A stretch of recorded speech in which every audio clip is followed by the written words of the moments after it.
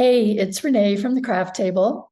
It is week 2 of our Summer Embroidery Stitch Along. This is the week where we get to start actually doing our embroidery stitches. Last week, we talked about the different supplies that you will need, your fabric, your thread, your hoop, your needles, all your basic supplies. This week is all about the backstitch. This stitch along is appropriate for all skill levels. For that reason, I plan on beginning the tutorials in a super basic way. I will begin by demonstrating the stitches in such a way that if you've never picked up a needle and thread or you've never done that particular stitch before, you should be able to follow the instructions and completely master the stitch. If you have done the stitch before, you may find it a little slow at the beginning. You can fast forward the videos, you can skip ahead, but I want to make sure that everyone, excuse me, I want to make sure that everyone is able to follow along. As we go through the different weeks, please feel free to give me feedback if you want me to go a little bit slower or if I should be going faster. I want everyone to feel comfortable with learning all the stitches and to enjoy the stitch along. So we can adjust things as we go along. You just need to let me know what is working and what you see needs to be improved upon. Okay, so let's get started.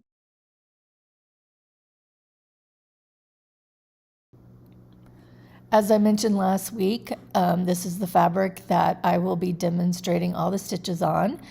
I know a lot of you have purchased the kit, so you'll be working along with me on the same fabric. If you are working on a different fabric, that is fine. You'll just apply the stitches that I demonstrate to what you're stitching on.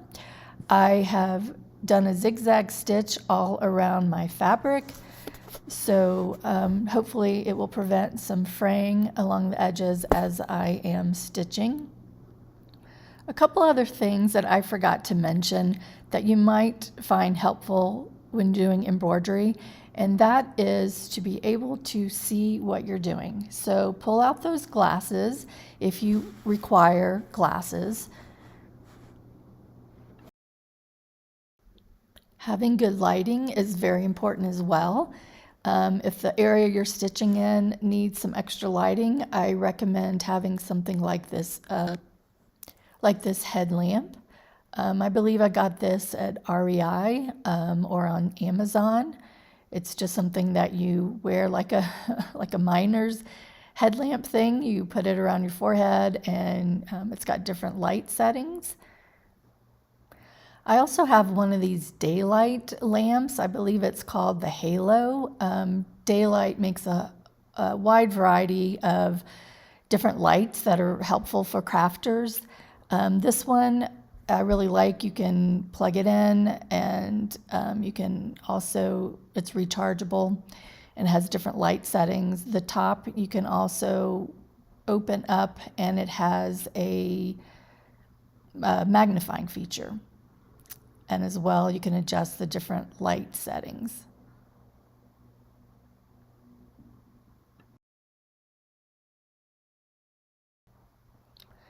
I also find that having a thread gloss beeswax type product can help when it comes to threading your needle. If you find that you're having difficulty getting the embroidery floss through the eye of your needle, if you put just a little bit of the thread gloss onto the ends of your floss, then it just stiffens it up enough. Sometimes that's all you really need to help work that thread through the needle. Also, having a needle threader might come in handy as well. So here is the first fabric panel that I embroidered that I had in the pillow form. And you can see I've taken the pillow form out because I was going on a plane and I didn't really want that bulk. So I've just now taken it out of the suitcase, and you can see there's still a bunch of wrinkles. I haven't had a chance to really press it yet or to get a new pillow form, but I wanted to give you another look at the different stitches that I had done on here and to show you where the embroidery, where the back stitch was stitched on the first panel that I did. Now I am going to be zooming in, and I hope you will not judge too much, because my motto is to enjoy the process and enjoy the stitching. So you may find that some of my stitches are not perfect, and I am okay with that. But you can see here I did the back stitch around the orange part and the yellow part and the blue part of this flower. And then when a certain design like that flower is repeated in the panel, I like to be consistent and do the same stitching there as well. So you can see this is that same flower, so I use the same stitches and I use the same threads. The rainbow that is next to it is done with the chain stitch, which we'll go over in a future week, but you can see I did the chain stitch here on the rainbow, and then when the rainbow is repeated in another area, I also stitched the chain stitch there. So here are some of the places where I have stitched the back stitch. You can see around this leaf here, I did it just around the outside of the leaf. Other stitches on the leaf were something else, but the back stitch is on the outside there. Here I did the back stitch around the green leaf on this flower. I did it around the top of this flower, around the outside of that flower, the blue stitching here, and around this flower here.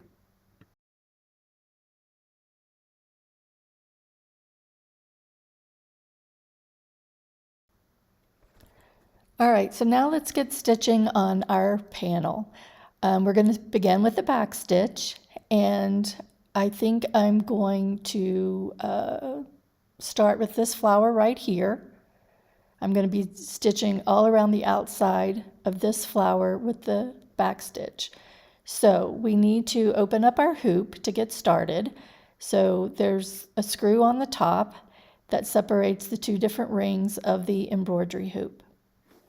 And what you're going to do is loosen the screw, separate the rings, put the inner ring that doesn't have the screw on it. That's going to go on a flat surface underneath your fabric. Then you want to center the design that you're going to be stitching around on top of that inner ring, and then take the outer ring and place it on top of the fabric. And you want the fabric to be tight or taut, but not super, super tight where it stretches out of shape. And once you get it the way you want it, then you can tighten up the screw and then adjust the tension on the fabric. The fabric is in the hoop, so now we're going to pick out our thread and thread our needle. I am using a pearl cotton color EZ15. It's a Sue Spargo 5 weight, and I am going to cut about 18 inches of thread. You really don't want it any much longer than that, or it's just going to get tangled. Now when it comes to threading the needle, there really is no magic trick. Having good lighting really helps. Having the right size needle for the kind of thread that you're using also helps. I like to snip the edge of the end of my thread to make sure it hasn't frayed. That also helps.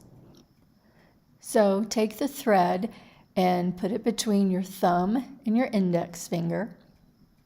And then you're going to take the needle, the eye of the needle, and place it to where the thread goes through.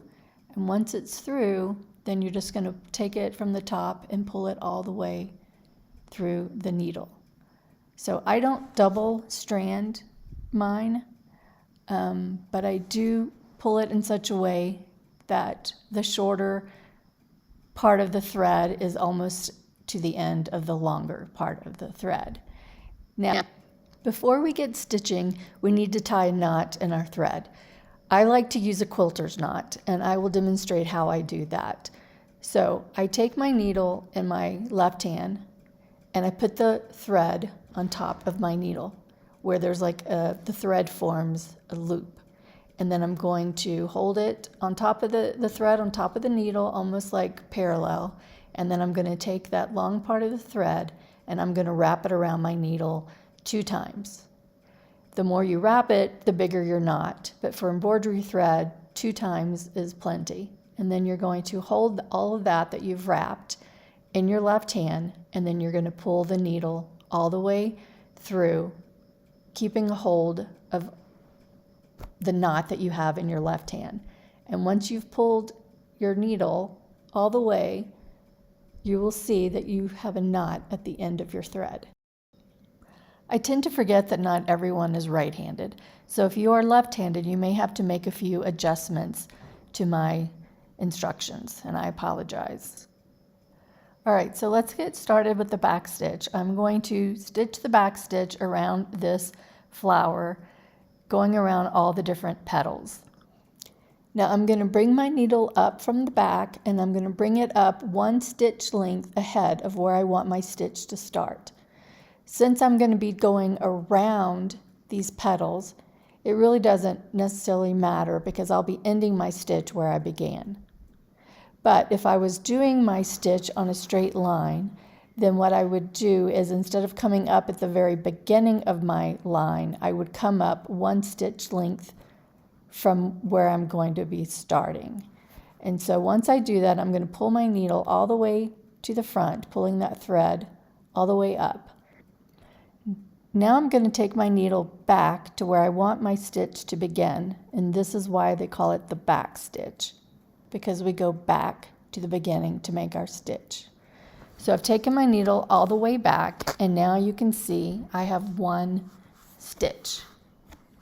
So to make the next stitch and all the remaining stitches, I'm going to bring my needle up 1 stitch length away, again coming up from the back and bringing my needle up 1 stitch length away from where the first stitch ended. And now what I'm going to do is I'm going to take my needle and I'm going to go back down exactly where the first stitch or the previous stitch ended. And I'm going to put my needle back down in that same spot so that there is no gap in between the stitches. And I'll keep repeating that as I go around my petal. You want to try and keep your stitches as consistent as possible in the length and the tension. Now, keeping your stitch length the same length just takes practice. I don't really aim for perfection. I enjoy the process, but I do try and make sure that I am aware of how long my stitches are. And like I said, I try and make sure that they are consistent in length. With the back stitch, just like any other stitch and any other thing that you do, there's more than one way to do the back stitch. What I've shown you so far is what they call the stab and stitch method, where you're coming up and bringing your thread all the way to the top, and then you're going to go back down. Another method is where you do that all in one step. So I've got my thread at the top, and I'm about to take my needle down like I normally would, but instead of pulling it all the way to the back, I'm going to bring it up. I'm going to slide it under the fabric, and I'm going to bring my needle up to where the next stitch would begin. And so I'm taking my needle to the back and bringing it back up all in one step, rather than doing it, going down, bringing the needle all the way to the back, and then bringing the needle all the way up to the top. I'm doing the down and up at the same time. I hope that makes sense. There is no right or wrong way of doing it. You can just try them both and see what works best for you. A lot of times it'll depend on the shape and how long my needle is, how tight of a curve it is, whether I do what I call the stab and stitch motion or just the all-in-one. And the great thing about having this using the round hoop is I can rotate the direction of the fabric and the direction of where I'm stitching by just, turning my hoop around. I like to stitch sort of from right to left or top to bottom. Whatever is most comfortable for you is what I recommend that you do. So as you can see, we're working with a really large piece of fabric and a relatively small hoop. And I kind of bunch up the fabric in my left hand when I stitch to kind of get it out of the way. I want to make sure I'm not catching the fabric on the back when I stitch. You really want to make sure you're not doing that. If that extra fabric is really going to be bothering you, the other thing that you can do is to just sort of fold it in maybe a nicer manner than my wadding up method. Just sort of fold it out of the way and then taking a couple of wonder clips and clipping it off to the side. And that can also kind of help keep it out of the way when you are stitching. There will come a point in time when you're going to have to finish off your thread, whether it's because you're done stitching a particular area or a particular color of thread, or you're running out of thread. And when that happens, what you're going to do is you're going to take your needle and your thread, and you're going to take that last stitch, or you're going to take a stitch to the back of your fabric, because you want your needle and the thread on the back of your fabric. Taking your stitch to the back of your fabric allows you to secure your stitch and tie a knot before you cut your threads, and that way your stitching does not come loose on the front. So you're going to take your needle and you're going to run it under the stitches that are already on the back, close to where you've come or taken your thread to the back. And you're going to just run your needle under that stitched area a couple of times without piercing the fabric. So you're just going to run it through a couple of times, and then on the last time, before you pull your thread all the way, you're going to take your needle back through that loop that's formed. See right there? And then when you pull your needle all the way through, you have a knot right there at the base of the thread, and then you can cut your thread off. What I like about stitching a project like this is you get to make the decisions about where you stitch and how you stitch. And also the design itself is a little organic. The outer edges of some of the shapes are not perfect, and it allows for some flexibility and also some forgiveness in your stitches. So here I stitched along the outer edge of the petals, but you can see kind of along the bottom half where some of the petals overlap. And I could have chosen to only stitch up to where they joined, or to take my stitches all the way into the center. And so those are some of the decisions that you get to make as you go along. And it's what makes your project uniquely your own. I'm switching threads now because I'm going to be stitching the back stitch on the leaves of this particular flower here. And I am using color EZ34. And I thought I would take this opportunity to demonstrate using the thread gloss to help me thread my needle. So you can see I'm just taking the tip of one end of the thread and just kind of using my thumb to run it a couple of times in the thread gloss. And it just stiffens up that edge and makes it a little bit easier to thread the needle. And again, here I'm going to be doing a quilter's knot. You can pause this if that helps to try and, figure out the different steps.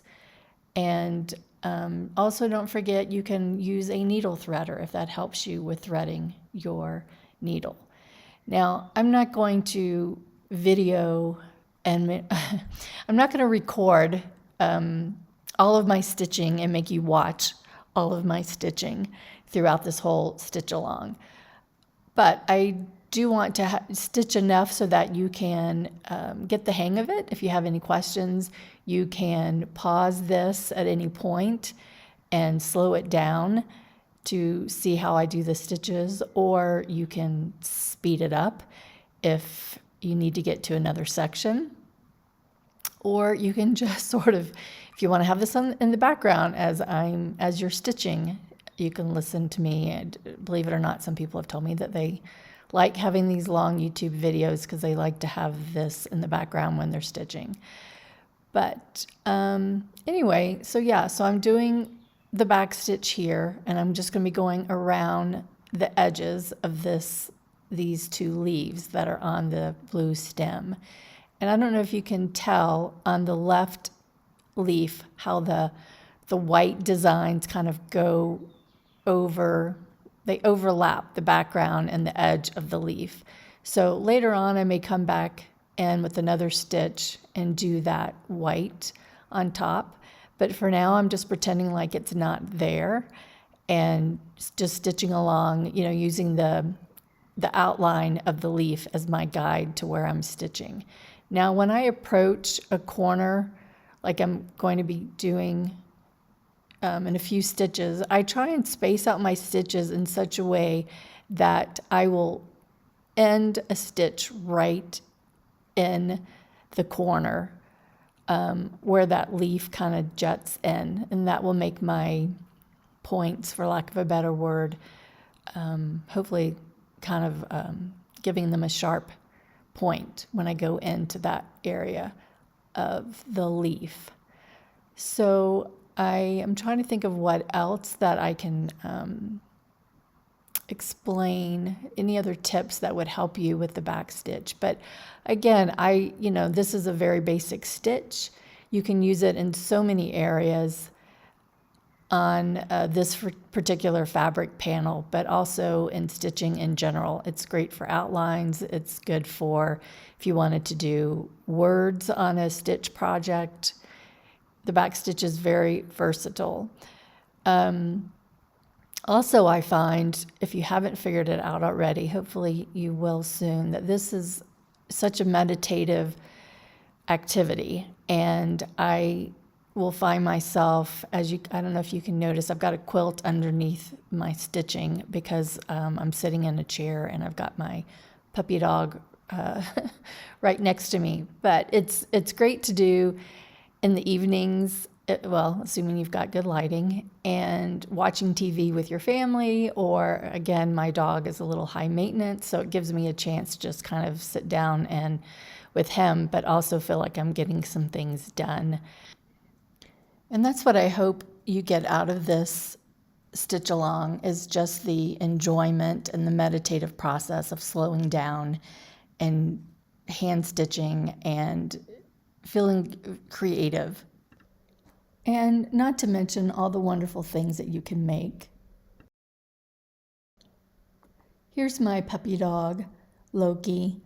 He likes to sit with me. I call him my puppy dog. He's 7 years old now. And if I have a quilt out, he's there. He loves to sit on a quilt. Now that I've demonstrated the steps for stitching the back stitch, I want to show you the places where I have stitched the back stitch. So you can see on this leaf here, I did just the outside of the leaf using that same green color.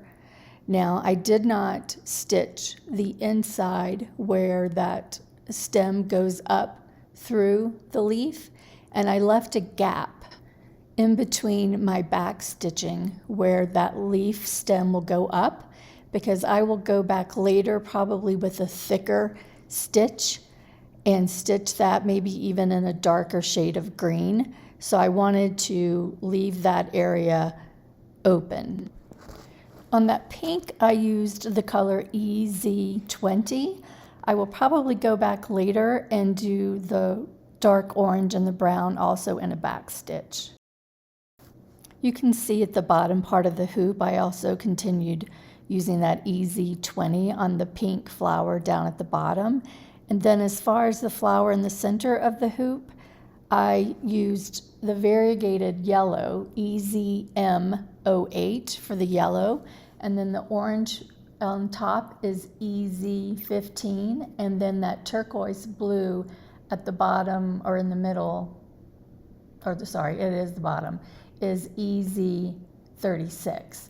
And when this flower is repeated, I will, in another area of the panel, I will use those same colors and do the back stitch there as well. Yes, you can see the flower here is repeated in another part of the panel, and I did the orange, yellow, and turquoise blue in the back stitch. And then the orange flower on the bottom, I did the back stitch there using that orange EZ15 again. I don't know why the whole flower is not showing up in this picture, but the EZ15 orange I used on the top. The purple is EZ26. The yellow is that variegated EZM. The M indicates variegated. 08. And then the pink is EZ20. I started out doing the back stitch on this monochromatic flower here. I don't know if you can see, I did like 2 leaves that way, and then I wasn't really sure if I was happy with it, so then I did like a blanket stitch on that other petal. And so I'm still not sure where I want to go with this, so I'm going to just leave it for now. And I may be doing that in some other areas as well. There's some places where I had done the back stitch for my first go around with the pillow that I may or may not continue doing the back stitch this time around. I may decide to switch it up to a different stitch.